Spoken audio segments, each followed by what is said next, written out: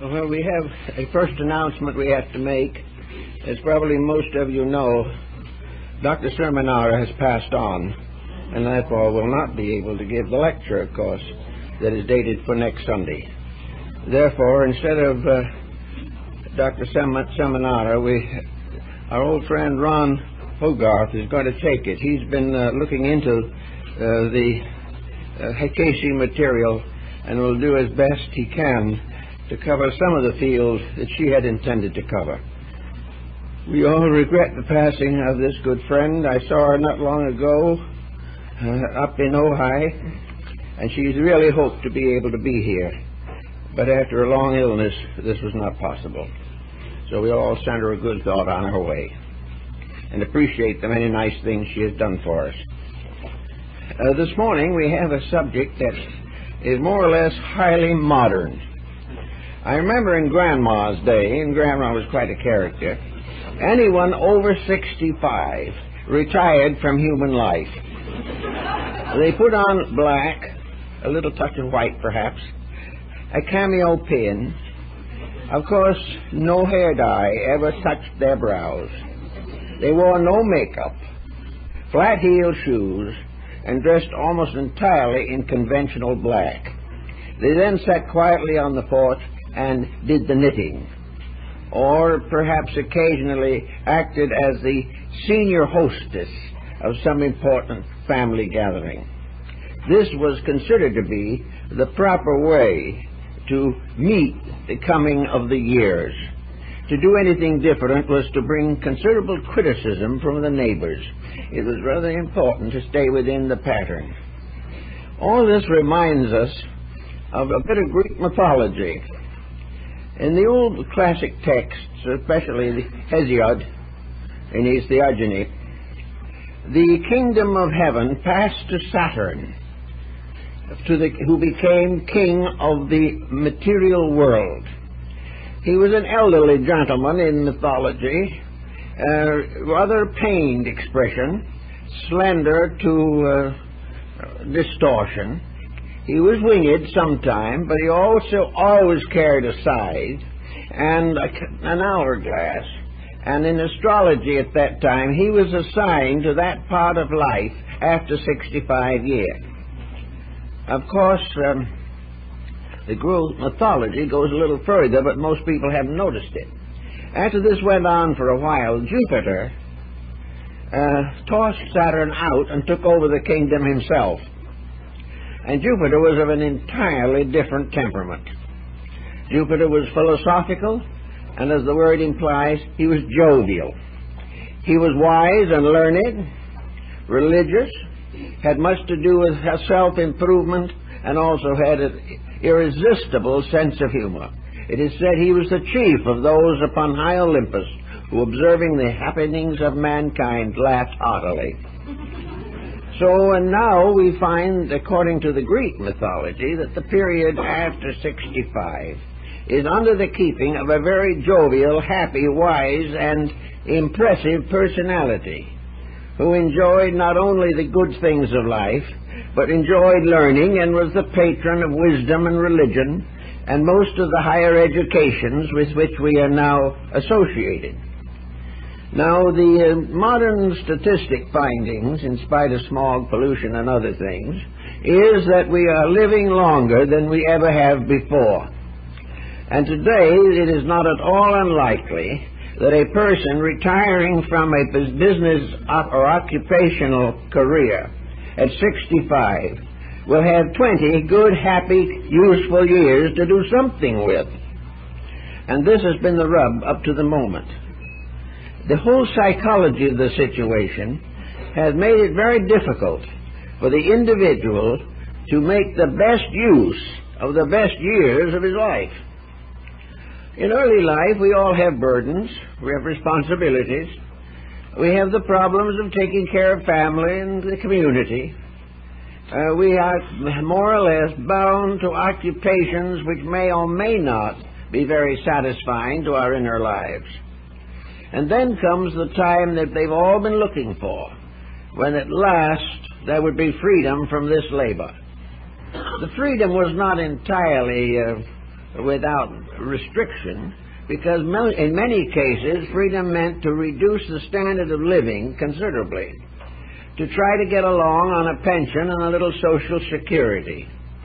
These factors ensured probable physical salvation, but restricted the spending power of the individual at that time of life when he might enjoy spending it the most. So, this problem of retirement begins in school when you start out. A life has to be planned. We have to give proper consideration to the changing needs of our own dispositions and natures. It is not enough merely to live day by day, spend day by day, and keep all the funds that come to us going out as rapidly as possible. There is something to be said, therefore, for planning financial life and income, and remembering that the money that we save when we're young can help us to have a much better time when we get older and know how to appreciate a good time a lot better. Also, that this type of life, in the more advancing years, we have more interest in valuable good times, opportunities to do important things. So we face two restrictions. One is that the money's gone, and the second is that we hit this period of life around 65 without any planned future. We kind of take it for granted that we are going to drift in some form of semi-comfort and pleasure through the closing years of life. But these closing years can sometimes be very long, and funds and opportunities and interests have a tendency to lag. The time when the person was perfectly willing and happy to settle down and do nothing and consider this a notable and valuable reward for a career, this type of thinking is going out of style very rapidly. We must now, therefore, begin to think of the years after business retirement, if we retire at that age, as a second career, not merely a waste of time. We cannot hope to fulfill life by sitting in front of a television set until finally we slip away into the other world. We have time to do things, and we have to have interest in doing them. So we begin to look to see what's the matter at a time when we should be preparing for a very adventurous period of reasonably good health and opportunity. Well, in the first place, everyone should be a two-career person from the start. We should never be completely absorbed in one thing, especially if that one thing has physical limitations or economic limitations. The doctor, for instance, the old family physician, really didn't worry much about retirement. He never retired as long as he was able to walk.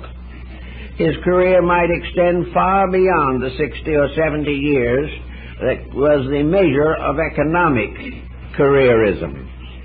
He was just as useful, just as happy, and just as busy at 80 as he was at 50. But in many cases, this doesn't work very fortunately. The individual who has a training in one thing comes to the point where that one thing is no longer enough or even available. And then there's a blank for which there's been no preparation, no understanding of the need to have a wider area of mental and emotional relevance, consideration of values and factors. The person, therefore, should always have a second string on his bow. Now, this can begin way back early in life, in university or in school. He may have a major and a minor. He may have two definitely different courses, which could help him to diversify his own interests. Business, however, has a tendency to limit him, to make him more and more isolated from the general world and centered in the particular occupation which he has accepted. Therefore, we begin to say when people are 30 or 40 or 50 years old, it is high time to begin to give a lot of thought to a secondary career. It isn't as difficult as people might imagine. Psychiatrists and psychologists realize that in many instances the individual has a second career submerged. And it is this submerged second career that has been making life difficult for him ever since he started out. He has always had something he wanted to do and never could do, or didn't believe he could do. And as a result, there was a frustration that affected even the career in which he was properly oriented. Please. You're talking 2 weeks lecture. Go ahead.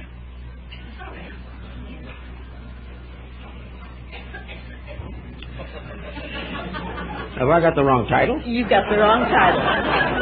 Well, how is that?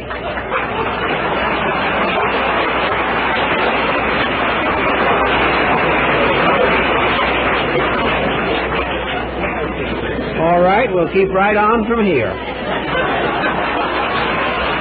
I looked at the program before.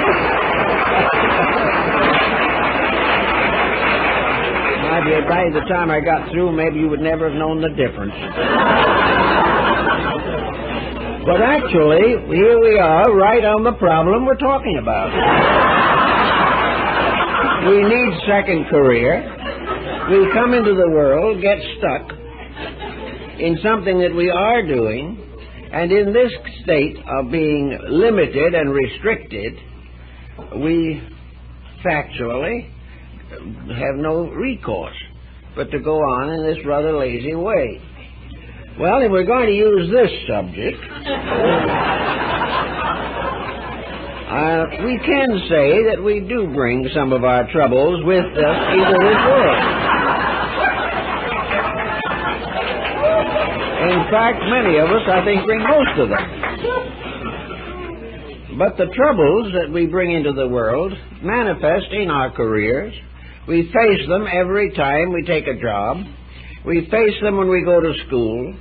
We find some students are active and sufficient, others limited and unable to fulfill even common educational responsibilities.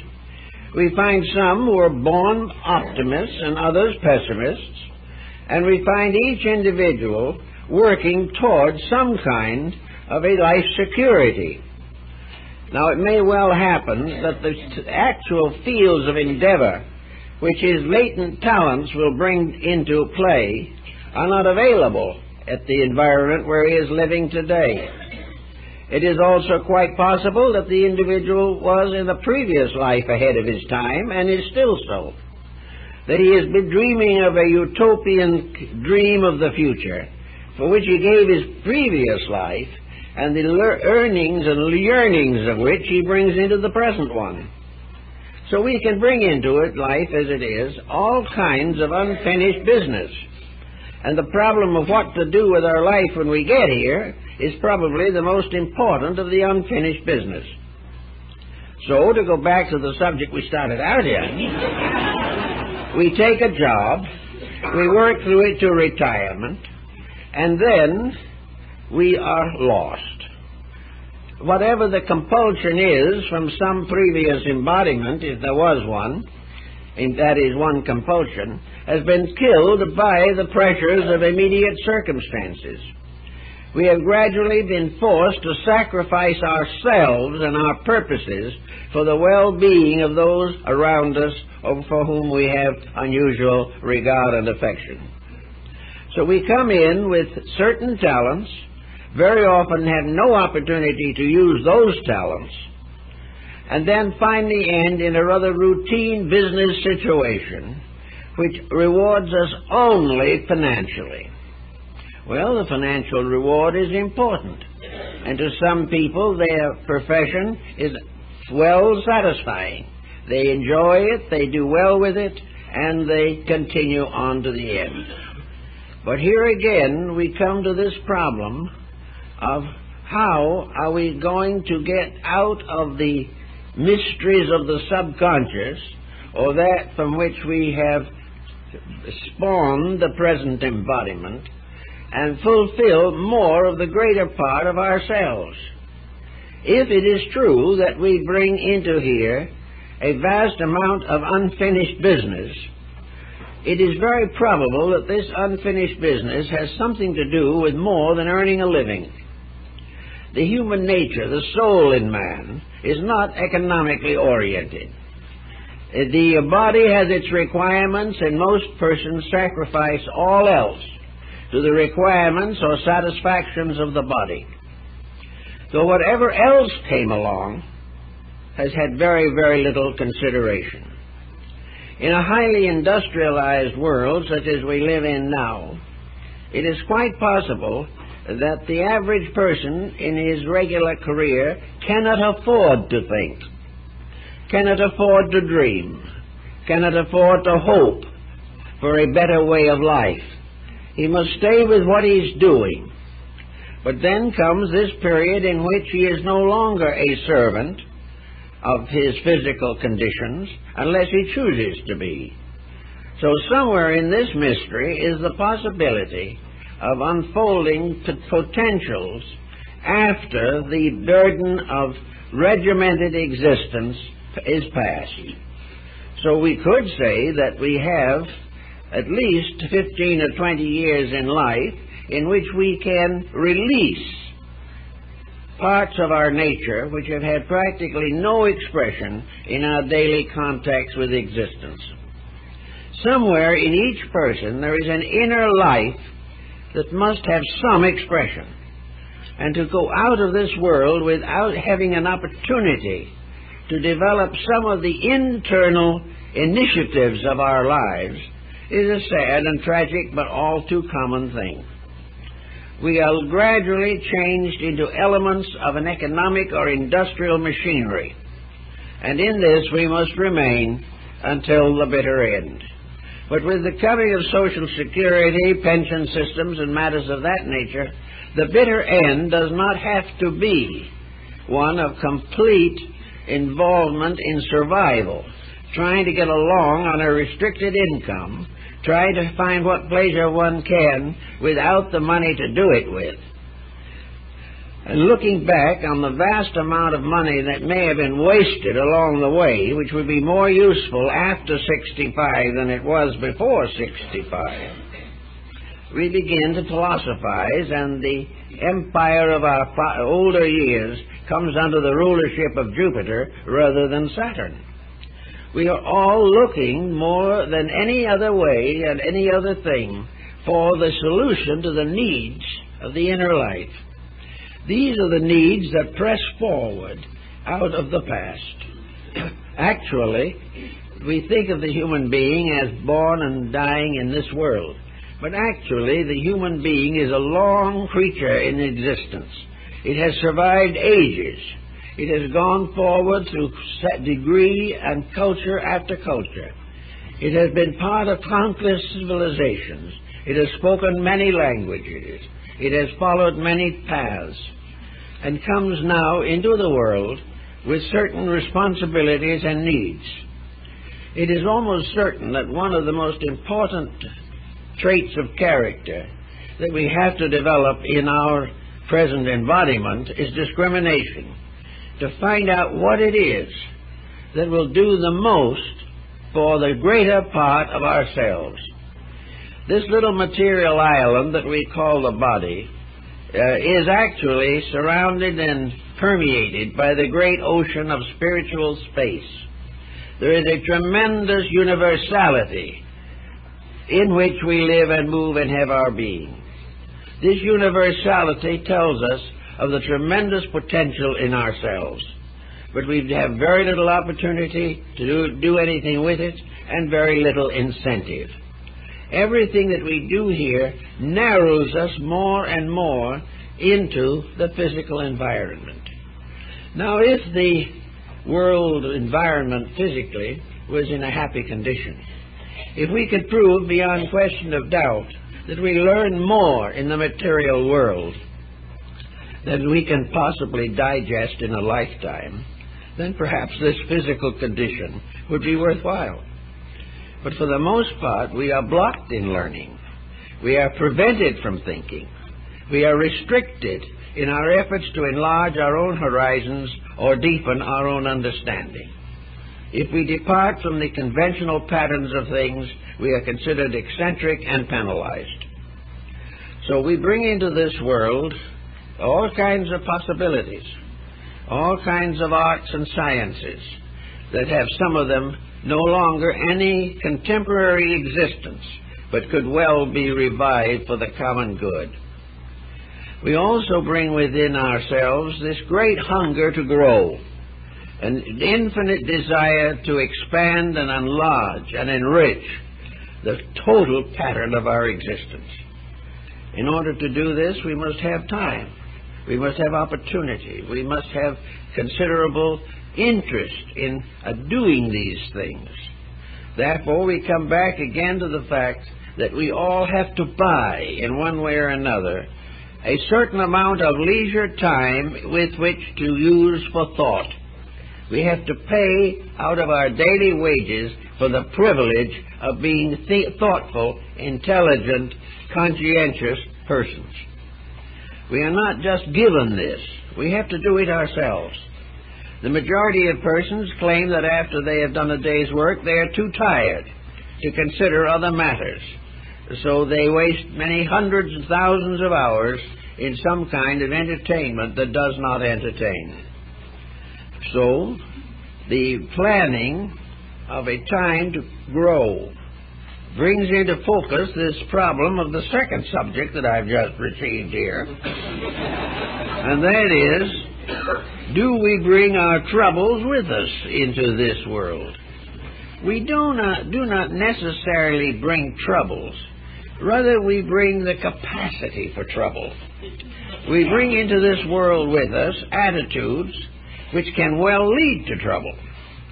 We also bring into this world a kind of freedom which has a great inducement to get us into trouble. We have the right to do as we please, and when we do it, we frequently are the worse off. So that we can bring into the world unfinished business, undisciplined attitudes, and unconditioned levels of consciousness which doom us to trouble. A trouble probably arises primarily from lack of experience. In some previous embodiment, we haven't learned certain lessons. So when the problems come up again, we are in a bewilderment. We are not capable of coping with them. So one of the things we have to do as we come into this world is to determine to accomplish something to get out of our own troublemaking device. We have to begin to think about things that perhaps we would rather not consider. One person may come into this world with an unconditioned, unrestricted impulse to worry. They have been a worrier perhaps for 20 lives or more. And the more they worried, the more really they had to worry about. Because worrying was not producing any consequential results worthwhile. So the person who has been a worrier since the dawn of time comes in for a short journey here through his environment, which we call daily living. He will worry himself from the cradle to the grave, and in the course of doing it will probably worry nearly everyone he knows. Worry is something that gradually paralyzes his own initiatives, fills him with fears and doubts, creates burdens that exist only in his own mind, and finally condemns himself to a hypochondria involving not only his physical body, but his mental and emotional structure as well. So here we come. If we are worriers, and we notice that we are inclined to worry, then the thing to do is to take it on as a problem immediately. It is never too young to start. Perhaps we don't realize that it is a problem till we hit our teens or something of that nature, but the moment we notice that it is a discomfort and a restriction upon constructive effort, the time has come to go to work with it. Now, another individual coming into this life may have been a Caesar somewhere in the background, or one of the generals of Alexander, and he comes into the world with only one tremendous purpose: ambition. He feels that he is destined and foreordained to run people, to dominate situations, to become powerful and wealthy, to become a great industrialist or a famous militarist. He comes in for the purpose always of having his own way and dominating and enslaving the minds of those around him. As a husband, he is a terrible mistake. As a wife, no better. So that all the way along, he is a victim of an inordinate belief that he was created for the purpose of running other people. Well, in the course of life, he learns a lot of lessons and goes out of here with many scars which he never needed, and perhaps and probably never does learn the lesson that he was supposed to learn. The lesson of gently and humbly accepting the responsibilities of daily life and contributing to the happiness and security of others rather than the dominant development of his own career.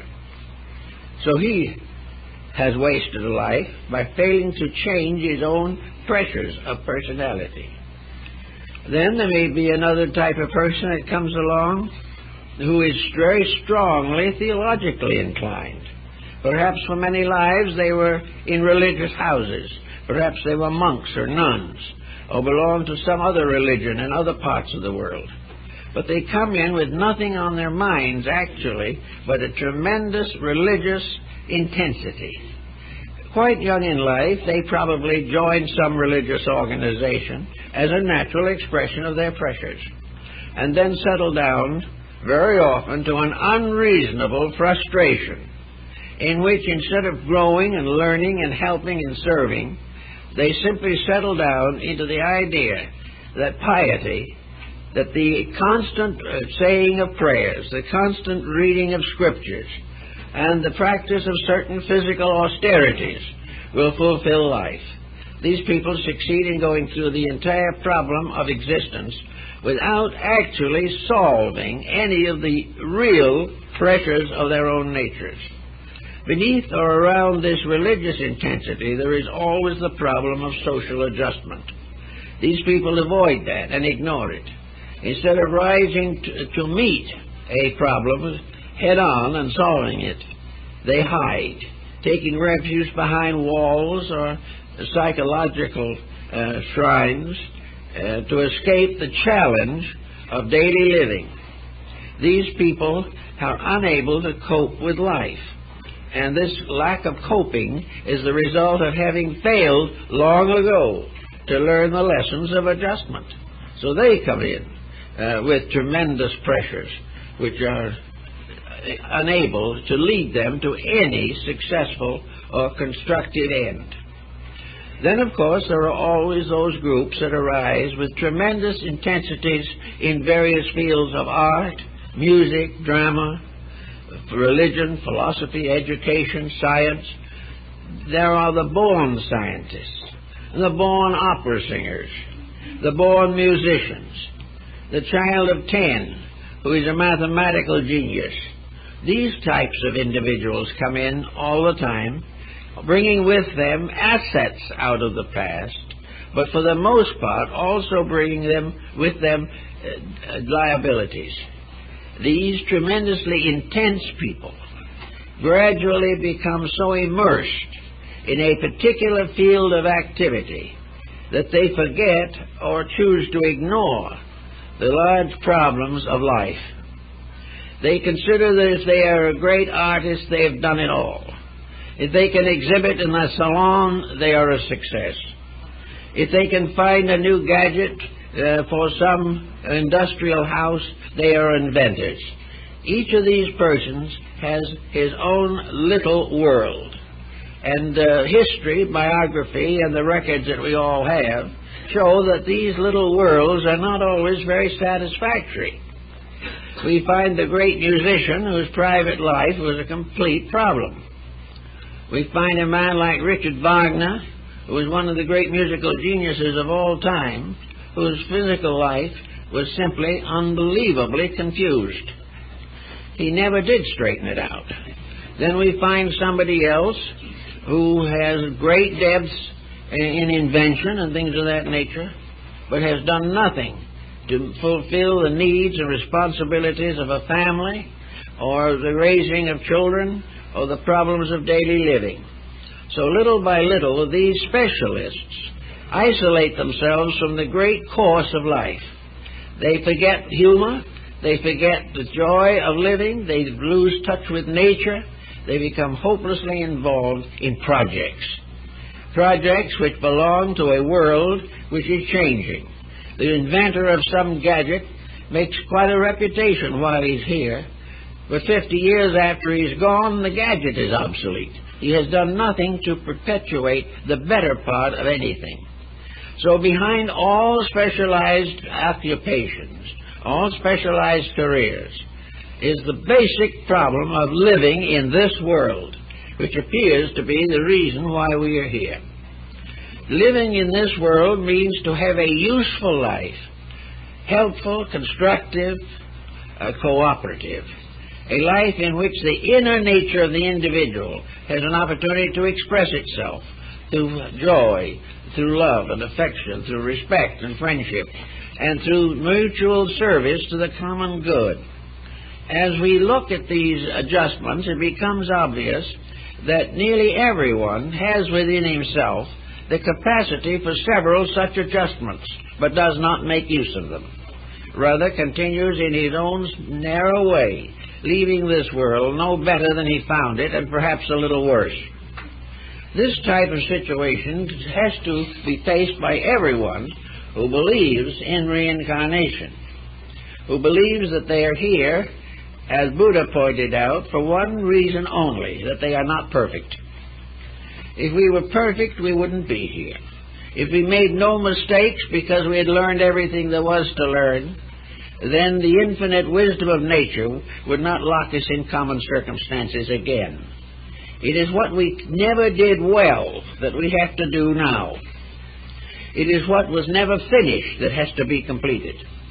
Therefore, there is no question in the world that the mere presence of the individual here is a definite proof of shortcomings, of limitations.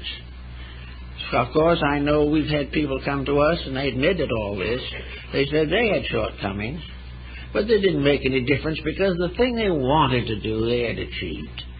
They had done the one thing they wanted to do. I remember one in particular who had no success in life in anything, but they were happy because they had achieved the one goal they wanted to achieve. They were singing a grand opera. Well, that was a goal that was pleasant and happy. But to this end, everything else was sacrificed. And it was not even regarded as a sacrifice. It was the means of the fulfillment of one pointed determination and ambition. And the better economists today tell us this one-pointedness is the secret of success. But when we succeed in one thing, does this success enrich all of our life? Or does it just simply give us a little satisfaction and leave us surrounded by a sea of misfortunes? Does the individual who finally came to be a singer, does that individual have a good home life? Are they happily married? Do they have wisely governed children? Are they respected in their community? Do they have a strong and sufficient religious life? Very often, the only thing they have is the thing they've specialized in. And, of course, music, like all other things, is limited to a large degree to physical existence. And the individual whose body becomes tired or whose faculties become exhausted loses the one ability that they think they have. So, we come into this world in order to learn something that we didn't know before. And to get back to the subject I talked about first, they're going to stay that way probably until retirement, because up to that time they have no individuality. They are the servants of a system. They are dependent upon an organization for a living. They must obey the will of their leaders. The head of the department tells them what they can do and often what they can think. They have all kinds of burdens, all centering on the problem of paying the rent, having food, raising a family, and trying to maintain a certain sense of contentment in an embarrassing and difficult position. So these people do not, for the most part, reach retirement with very much out of life except a job. Now, this doesn't mean that they spend all their time being miserable. They go away on vacations, they have pleasant times with their families, they see the scenery, they travel, and they have developed all kinds of radio and video games and things of this nature, and some of them rise to the height of rock music. They have a good time, and they sit and watch baseball games, and sit there with their eyes glued to the plays, and feel that that is a tremendous fulfillment. By working hard and earning the price of the TV set, they have the right to sit beside it or in front of it every evening for 2 or 3 hours to watch programs that are for the most part worthless. But this is relaxation, this is success, this is the thing the individual has labored for so industriously and sometimes so painfully. Well, it goes on that way. People don't change too much in these things. Some of them develop nice and interesting hobbies. Some of them take on social activities. And there are compensations. It's not all miserable.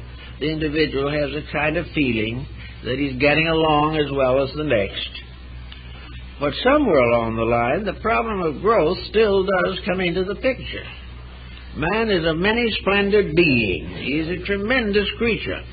The human being is unbelievably magnificent in potential and in resources.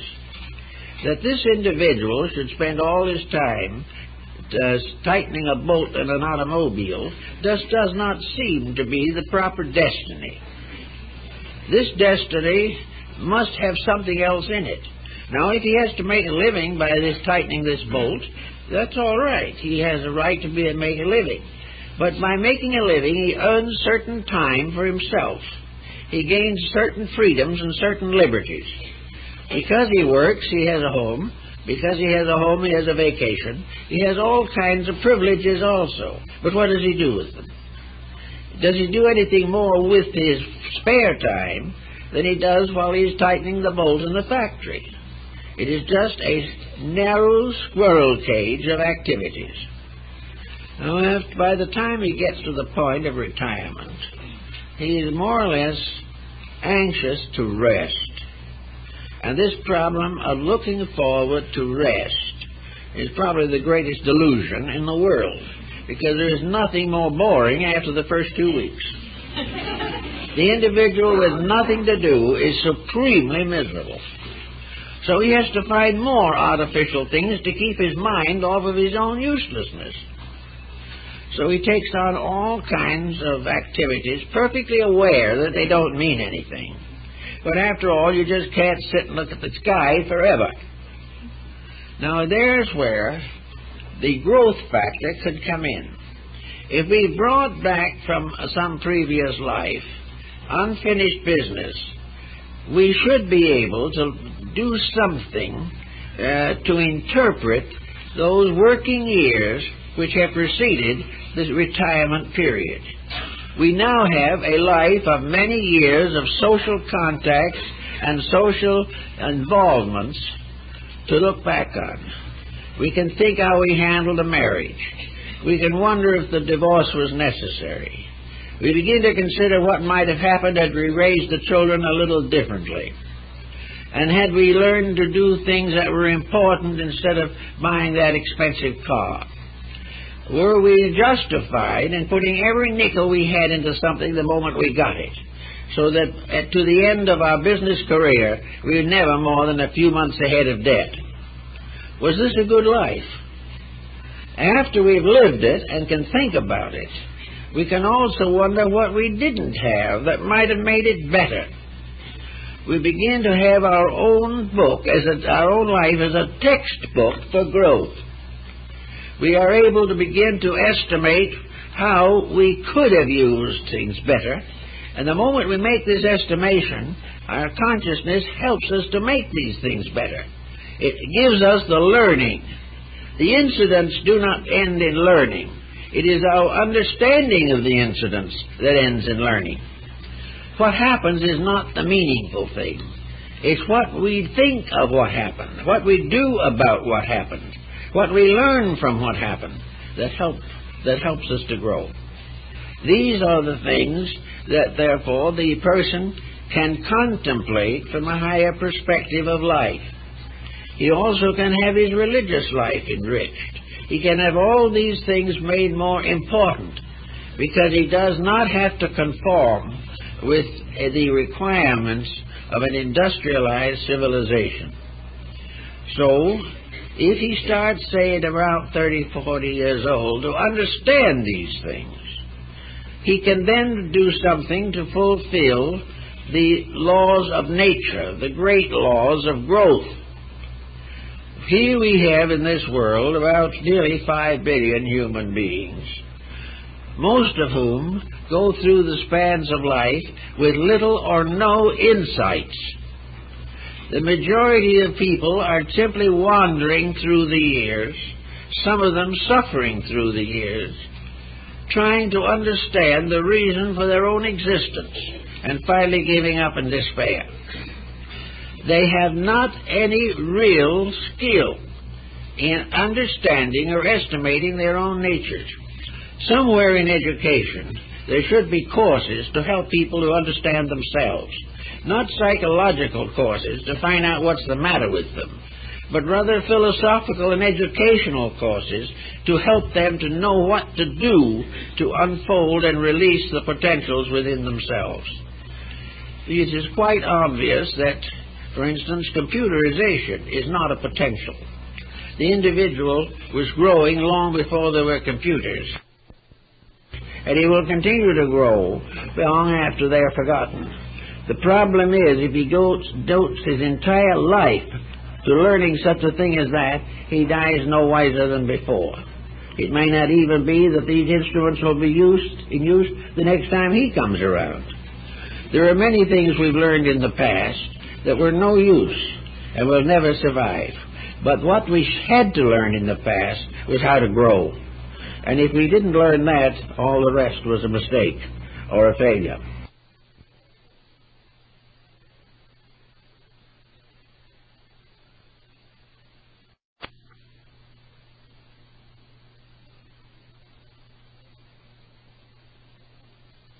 There are many things we've learned in the past that were no use and will never survive. But what we had to learn in the past was how to grow. And if we didn't learn that, all the rest was a mistake or a failure. Now, if we have a sneaking suspicion that we do have some unfinished business, and I think we should all believe that we have, because we are all unfinished beings. There is no evidence that the human being has as yet been completed, even in his physical structures or his psychological patterns. He is en route to tomorrow in all cases. And the future involves knowledge, wisdom, insights, and understanding that have to gradually develop over many embodiments.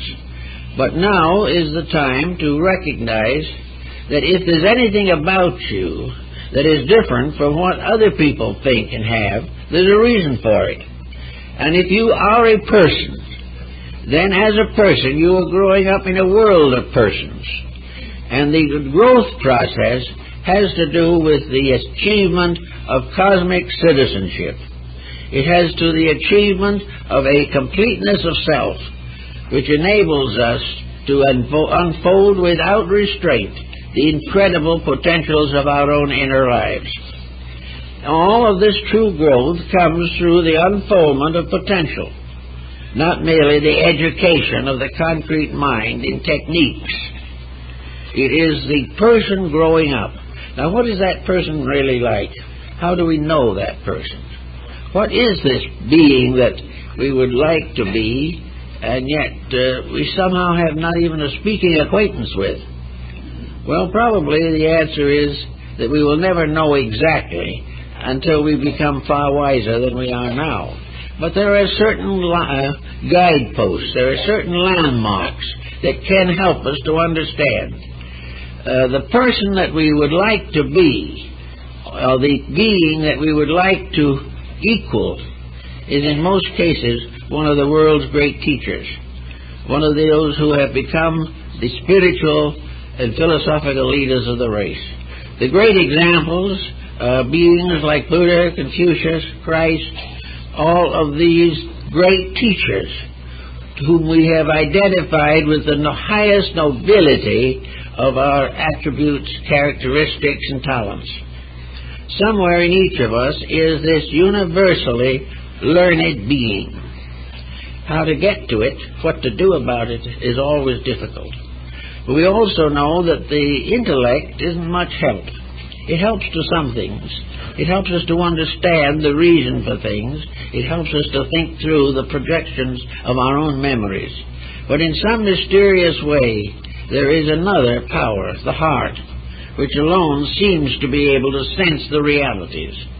The heart seems to tell us that the works of the mind have limitation, and that the consequences and rewards of mental exertion are often futile. Whereas the rewards of the heart, gradually outgrowing selfishness, outgrowing cupidity, jealousy, hatreds, and all these things, gradually releases us into a larger dimension of existence. So we are all looking for something to help out in these ways, because we do know that we are imperfect. We do know that something more is necessary. Now, in that particular case, how are we going to think about it? Well, to be going back to my first idea, I think the only way to think about that is through a time in which the mind is rescued from these pressures and allowed to think its own thoughts. A mind that has escaped from the tyranny of future ambition. The individual of 80 is not going to be quite as ambitious as the person of 40 or 50. Ambition is not going to force corruption. Ambition is less likely to cause the individual to disfigure his psychic nature. He is not likely to be as selfish, as cruel, dogmatic, tyrannical as a person in younger years, simply because his older faculties are instinctively somewhat improved by the experiences of life, whether he knows it or not, whether he realizes it or declines to accept it. The fact remains. So in that period, the individual can really begin to find out what he owes the universe, what is his debt to existence itself, and how he can pay it in the years that he is here. He will know perfectly well that he can't pay it with money, because most people do not have that kind of money, and they wouldn't do it if they had. But he does have opportunities to find out more about his own life. And I think in the early days this was one of the points that were emphasized in the mystery teachings, namely that as we become to the end of mortal existence, we begin to get a flickering glimpse of eternal existence. We suddenly realize that if there is something beyond the grave, then there is hope. If there's nothing behind the grave, then we have wasted and futilized the life. Because nothing that we are having and doing here has sufficient permanence for ourselves or anyone else to justify the cost in the corruption of our own character. So in the older years, the person naturally begins to think, wonder. He begins to, as Carl Jung points out, he begins to get rid of the useless burdens that have bound him to younger years. He is helped to this by circumstances. If he has a family, it has grown up. It is no longer dependent upon him. Therefore, the person, man or woman, who comes to the point of older years does have a special allotment of time enriched by memories and enlightened by experience. Now, the person may not even know this. They may be so busy being sorry for themselves or disliking someone else that it never occurs to them that they have gradually been working up to the real reason for their own lives, and that as long as they are concerned only with the extension of physical matters, or feel themselves to be completely comfortable in an embodied condition, these other situations are going to be overlooked or neglected. After we get a little further along then, we also begin to say, what are the soul factors which we are most likely to neglect in our daily work? One of the soul factors is expense. How to spend what we have. What are we doing in our extravagances or moderate expenditures what are we doing that has significance to the inner life of the person?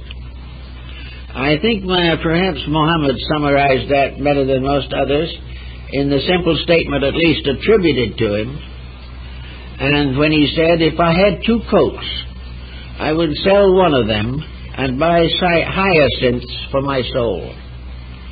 Now, somewhere in this problem, the problem of purchasing soul value comes into pattern. That somehow, no matter how beautiful or extravagant our home is, it is not a home unless the soul power is there. Something has to be transmuted into the love of beauty, the love of good, and the unselfish service of others. Something has to lead us to an eternal faith in the omnipotence of good and the omniscience of all that is necessary to our well-being. This type of thing should start a little earlier, so that we have time to build these patterns into our daily living. But for the most part, sufficient to the day is what we want to spend that day, and that is where it ends. But if we can plan things, we can say to ourselves, I am now building up a series of values which I want to understand later. I want to build up also an expression, an action. Most people live vicariously. They think their way through life, or they emotionalize their characters and careers. But every constructive value in life must be supported by an action. There must be something done. There must be a skill developed. There must be a discipline of the body and the mind. There must be a purpose for which we will sacrifice lesser things. Among those lesser things, ourselves. So little by little, by contemplation and the proper use of time, we can begin the process of rescuing perhaps the deserted garden that is within ourselves. We didn't take care of it. We allowed it to go to weed because we were busy taking care of career. But now that the career problem is no longer pressing, we live in a house, in a garden that needs care. We need to redo the things that we neglected to do. And we have to build back values which bring consolation and comfort to the inner life and are important for an eternal pattern. We can therefore find nearly all the instruction that we need simply by looking back over the years of our own lives. We can remember what happened when we were children, and we can say to ourselves, it was difficult. Some have had a very light and beautiful childhood. Others had a very difficult one. Those who had the happy childhood, what did they do with it? Only they know. Those who had the unhappy life, what did they do about that? They only are the ones who know. It may well be that they've never gotten over that unhappy life, and that's the last thing they're going to remember when they leave here. They never transmuted it. They never understood it. They never learned any lesson from it. It was only a horrible experience which had to be blamed upon the cruelty of others. Actually, all of these experiences, the broken home, the unfortunate marriage, all of these things have meaning. Most of them indicate shortcomings in ourselves, although we usually blame them on other people. But regardless of where the blame lies, what did we do about it? How did we handle it? What did we make out of it that made us better people? What did we do when we found a good friend? What did we do when we realized that our friend was imposing on us? All these values present us with problems. Most of them ignored at the time they happened, but can be restored from memory to form a textbook for the reorganization of our understanding of life, so that we may actually know when we leave this world this time that we are wiser in those choices and decisions which must lead to the final liberation of the human being from the illusions of mortality. So we can say that it's all one pattern anyway, that from the past comes unfinished business, and when we slip out of here in the 80s or 90s or whenever it is, there will be some unfinished business go with us. We will not have solved it all, but have we made one definite step in the direction of restoring our faith in deity, our strength in universal law? Are we more and more firm in ethics and in the integrities of life? Are we convinced of the ultimate victory of life over death and of good over evil? Do we live in a world of inner strength in which we have gradually weeded out all the weaknesses that might have restricted our growth? If we can say clearly that we have done at least a little of this kind of work, we can face the future with a much better hope.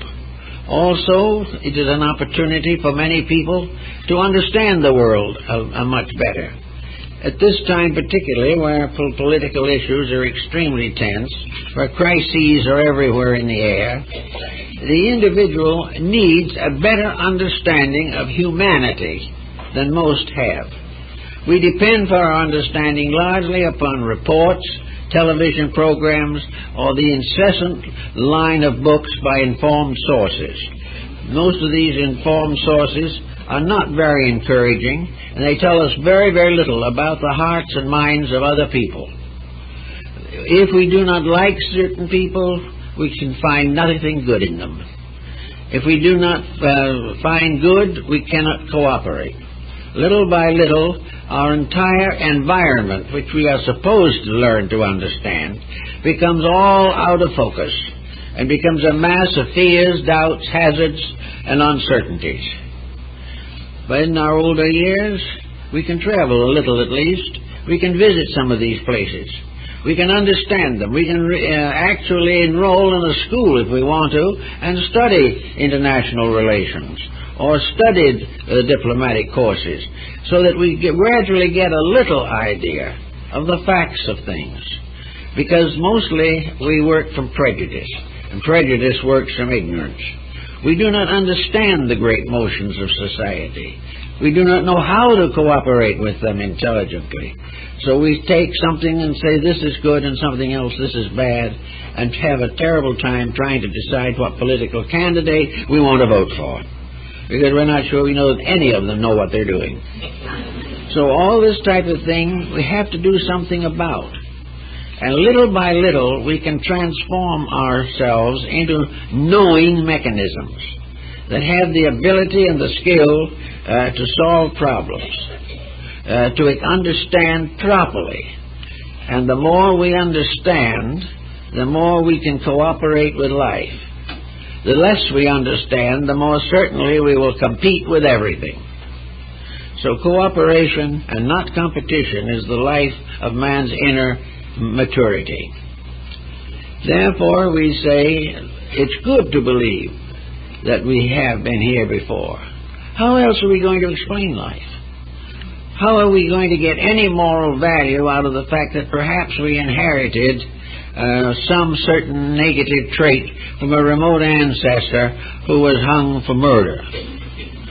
Are we disposed to believe that this antiquity, this heredity, is going to hang over us for the rest of our lives?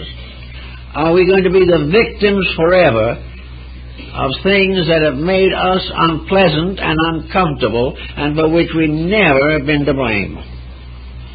This would make the universe look very strange. It would be amazing indeed if this world was filled with people who were all perfect except for what other people had done to them, that the individual was not to blame for anything. Or, of course, there is another school that simply says, don't worry about it, there never was anything. This doesn't work very well either. It's hard to imagine that a universe so beautifully and mathematically exact as ours had no purpose in its own existence. It is much wiser to believe that it's here for a reason, and that in that universe we are here for a reason. Well, the most common idea of a reason would be the concept of Aquinas of the restricted or limited individualism, the right of each individual to create his own life and his own destiny. Therefore, we are here apparently to overcome the tendencies to be useless, or to accept dismally the disasters which we ourselves have caused for the most part. If there is a reason, the sooner we get to work on it, the better. We have people who spend a whole lifetime trying to find out who built one of the pyramids down in Babylonia somewhere. We have people who explore every conceivable issue, but we do not have enough people as yet who explore the reason why the human being is unable to cope with his own life. Because he doesn't try hard enough. He doesn't really work at it. He passes it all off as due to unfortunate social conditions. If he has a headache, it's pollution. If he has something else, it's nuclear fission. If he is poor, it's because of Wall Street. If he's rich, it's because somebody else is lost. All these different attitudes are unimportant. The real thing is that we move through a world which we will never be really part of. We move in an environment that changes even while we are changing. We are moving out of a past that we do not remember into a future which we cannot intellectually conceive with any certainty. So in all of this proposition, we have things to learn here and now. And if we're going to happen to have another 15 or 20 years of life in which to learn some of these things, the least we can do is try to learn something good, learn something of the beauty of life, begin to understand the wonders of it all. Look not into the puddles, but look rather into the light and the sky. Begin to take a greater interest in the flowering of a tree than we do in the political machinations of our contemporaries. Let us begin to find the wonders of life and see if we can't find out of all of that something that is a consoling realization of the wonder of our own purpose. We are here for very definite reasons. We are here because it is a blessed privilege to be here. We are here because this is the present step on our road to eternity. We are on a long journey. This is one day. And on this day, like those who travel, we go to Hong Kong to see the sights, we go to Rome to see the Vatican, we go to Egypt to see the pyramids, and we come into birth to see the world around us, to explore it, to examine it, to understand it, and to give credit to those who have helped to make it better, and find ways to serve those who have been unable to make it better, but must learn in due time. So if we are here, we are observers. That's what Plato said. They asked him what his profession was. He said, I am by profession an observer. I want to know what's happening. I want to understand it. And each one of us wants to do this in one way or another. We want to take the bitterness out of life and find the reason for it. We want to understand why things aren't always the way we want them to be, but at the same time learning how we can make them a little better. We want to find justice, integrity, and find all this strange mystery of life involved within a divine love that is inevitable and unfailing. We just want to find reason, purpose, meaning. We want to really have a full life and not be forced to look everywhere for an escape from the boredom of our own ignorance. So in this type of thinking, I think that probably one of the best things that the average person could do would be to take the life that he has lived and become his own biographer.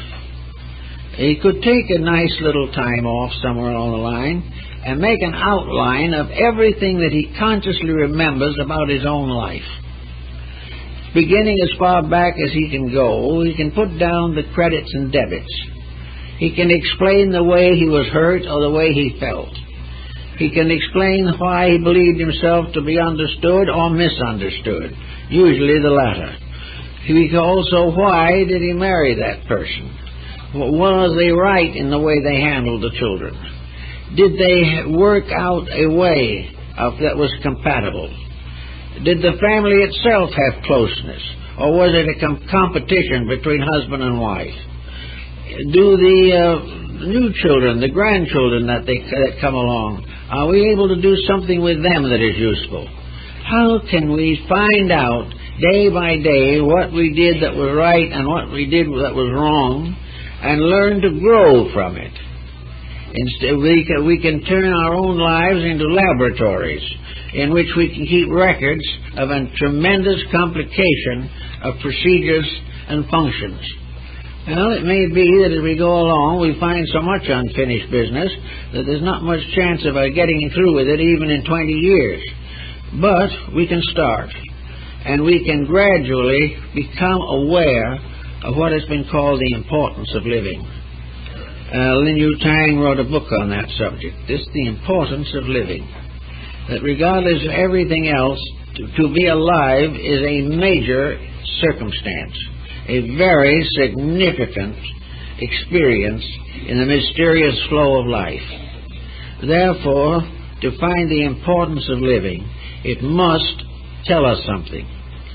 Now, if we do take anything with us beyond the grave, if there is a life beyond, it's obvious that most of the things we're doing now are not going to be very meaningful beyond the grave.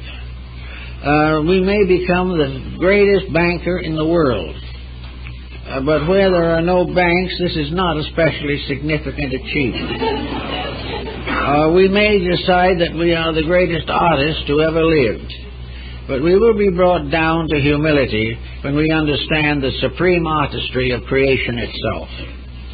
We may think that we were the ruler of a great nation, that we conquered one nation after another and became high pontiff over all of them. But over there aren't any nations to rule, and there are no armies to fight battles for us. Then we can go into other fields. We learned so very, very hard. We did everything possible so that we could write a great book on the history of the automobile, how it started, when it went to, and how we were able to get a few antique cars that are worth their weight in gold. And as owners, we are famous people. Now, after we depart from here, what does all this mean? Nothing. All that we can take with us would be a memory, perhaps, of the history of antique cars. But out where the sky and the clouds and the mysteries of life are, nobody cares. There's no future in it. If there is a future, because we know something, it's very probable everybody else there knows it too, so there's still no value particularly. What can we take with us that really is going to become a letter of introduction for a new day in the world? What can we take that cannot fail to meet the universal approval? Well, it seems that about all any of us can ever take with us into another life is ourselves, with whatever constructive adjustments we have made with society. If we have developed integrities and values, we can take these with us. We can take lessons we have learned. We can also take various values of religious intensity that we have studied or explored. Only things that benefited conduct, that gave us greater vision and restored the integrities of life in our own souls. Those are the things we have to take with us. And most people haven't had much time to study those subjects and haven't done much studying with it even if they did. So, while we have lots of time, we can begin to realize what is possible. We can realize that the good deed that we do may recommend us to a better life. The promises that we did not fulfill have no value. But all that is good in nature, all that is valuable, is shared in man's common love of serving his fellow creatures. The individual whose life is dedicated to service has the richest life, the most meaningful life, a life in which a warm, quiet, gentle sympathy with life has become a guiding principle. And when we get out of that terrible rush that most people are in and can settle back, we can begin to love the world, which we have learned to doubt because of our involvement. We also begin to understand through the dispositions of people who have hurt us. We begin to realize that just as they have hurt us, we knowingly or unknowingly have hurt other people. Largely it is due to ignorance. As long as we have the power to hurt and use that power, we are not wise. It is only when we can be good only because we cannot be anything else that we are good. So we can little by little forgive in others that which we still have in ourselves in the form of purposes and projects incomplete. So if we bring with us into a life of karma, that's all right. It's a perfectly good thing to bring along. And we are probably going to have to face it for quite a while to come, because it's not going to get well with the few times and few years we have here all at once. I think that the best way to figure this is that approximately the life wave for humanity, according to those who have given a lot of thought to it at least, is that the human life wave functions in approximately 800 incarnations. In other words, we have 800 visits here in which to do all kinds of things. Now, of course, we're not at the beginning of the visits at this time. We are well into the number. Perhaps if we've gotten to be fairly thoughtful about a number of things, we may have been back 300 times. We've gotten rid of a lot of the very crude mistakes that the ancients made.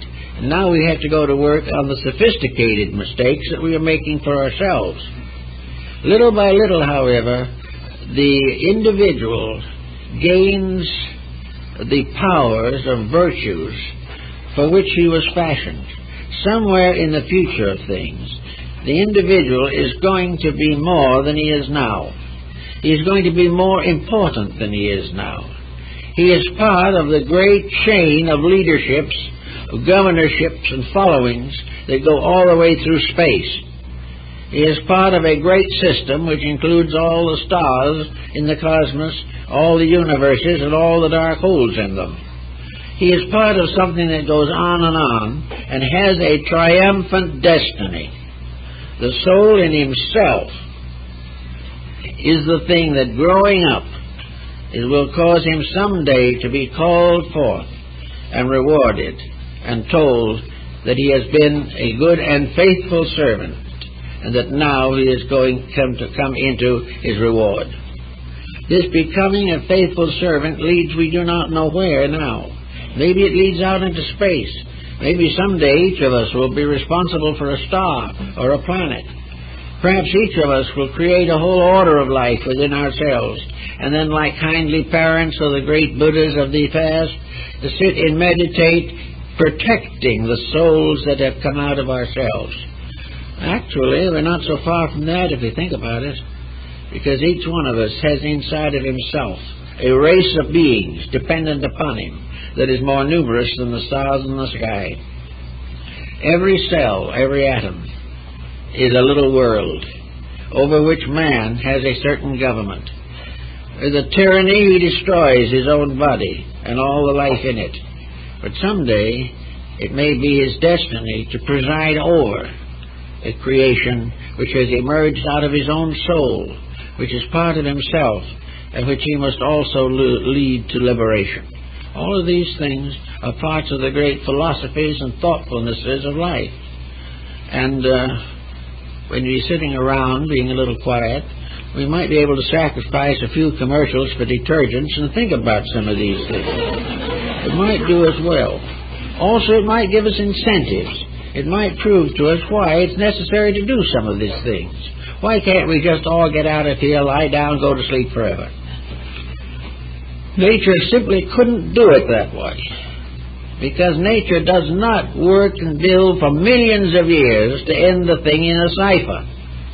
It is not possible to assume that anything that exists is purposeless. And it is also proper to assume that all purposed things are evolving, revealing more and more of their purpose for existence. Little by little, we are all growing up to the fullness of the purpose for ourselves. It may be a long way off, but we are not sort of forlorn creatures chased from one jungle to another by circumstances. We are part of a great life wave. When it comes and it seems that wars cut down our youth, when it seems that tyrannies of all kinds interfere with the natural growth of things, we have to realize that nothing is destroyed. Nothing is lost. No lesson is useless or worthless. No suffering is without merit. There is something behind it all. And the sooner we begin to realize this, the happier we're going to be, and the more useful we will become. Then it may well be that between 65 and 80, or 85 or 90, whatever it happens to be, we can really build a complete life. That we can have the life that was denied us when we had to go out and make a living. The first half of our physical existence, we make a living. In the second half, we make a life. And if we do it that way, it may be very valuable. And it also will bring a lot more consolation, and will bring people closer together, and we will serve each other more honorably and lovingly. And everyone will find that as long as he has an ounce of strength in him anywhere, he can help something or someone. Little by little, therefore, out of helpfulness, we gain an unfoldment of soul power. And the soul in us is forever seeking to become part of that great cosmic soul which has as its purpose the salvation of all that lives. We are part of that which is living to be saved. And that is all. We are also part of that power which in the due course of time becomes part of the saving soul of infinity. All these things kind of give us something to think about, make life a little more pleasant, more meaningful, and end boredom. Because when we start to think about these things, the thoughts go on and on and on. There just is no end to the thinking. And as long as all that thinking is beautiful, cheerful, helpful, hopeful, it keeps the life better, maintains health, and the person who in their older years is busy serving truth will have fewer ailments than the person who sits around and does nothing but be sorry for himself or regret his own existence. Good, constructive, idealistic attitudes are valuable in preserving function and helping to make the material life we live happier and wiser, and in many ways help us to contribute to the happiness of our children and grandchildren and everyone involved. There's nothing but that is more helpful than a happy, enlightened, dedicated person. And if we can achieve that after we get through fighting out the struggle of business, we will then have a complete life. But until that, there's quite a lot to be desired, and with the almost certain extension of life, even in spite of all the problems we have, we're living now 3 to 5 years more than we did 50 years ago. Those extra years are something that is a bonus, not just because we can live off Social Security, but because in those years we can begin to live and think and dream and hope without being completely bound into an industrial pattern that may have frustrated most of our lives. So with a little good thinking in that direction, it seems to me we have a lot of possibility for the future. And everyone who studies, as we are trying to study and seeking to know, will find the proof of the value of the study in the fact that they can face the future happily, and that they will find that life is not only necessary, but as Bragdon called it, the beautiful necessity is our life here. It is a beautiful thing if we know how to use it. And the sooner we know how to use it, the more fruitful, the more valuable, the more worthwhile it will become, and it becomes obvious that no matter what it costs us in effort, it's worth it if the end is the achievement of universal brotherhood and man's unfoldment of his own spiritual resources. Well, I guess that's all we can do this morning. And you are to be congratulated on having 2 lectures this morning. Not everybody has 2 lectures from me in one morning, so I guess that's the way it's going to be. Now, I have a little announcement here I'd like to make in connection with my wife and her work. Most of you know that she is interested in a very serious problem in dealing with the birth of a new age, and that is something that is needed. In the 17th century, we had a new age which led to the liberation of man's mind from the dismal pressures of medievalism. A new world order seems to be very necessary, and my wife has given nearly 50 years of study and thought to this particular problem. We have here on the table this morning this pamphlet, which is called An Introduction to the Birth of a New Age, which is really a very brief summary of 4 volumes of work which he has done. And the volumes are not available at this time, but a pre-publication copy of these first 2 volumes can be seen in our library. It is available and has to do with the first aspects of her studies. And this can be purchased. This pamphlet can be purchased at in our gift shop, and we hope that if you're interested, and I think you will be, in the great problem that is involved, namely the birth of a new age, and how we are going to gradually build this better way of life, which is necessary as we see the piling up of confusion and complexity. So we suggest this to your consideration, and thank you very much, and hope to see you again pretty soon.